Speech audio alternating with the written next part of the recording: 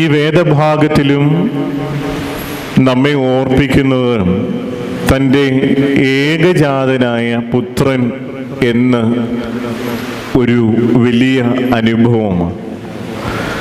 പിതാവായ ദൈവം തൻ്റെ ഏകജാതനായ പുത്രനെ ലോകത്തിന് നൽകി. വേദപുസ്തകം അങ്ങനെയാ പറയാം.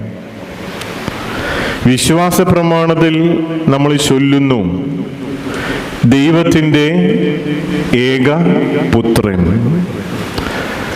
ഓരോ ആരാധനയുടെയും പ്രാർത്ഥനകൾ പൂർത്തീകരിക്കുമ്പോൾ അവിടെ എല്ലാം രേഖപ്പെടുത്തിയിട്ടുണ്ട്, ഞങ്ങൾ നിനക്കും നിന്റെ ഏകജാതനായ പുത്രനും നിന്റെ വിശുദ്ധ റൂഹായിക്കും സ്തുതിയും സ്തോത്രവും കരേറ്റുക.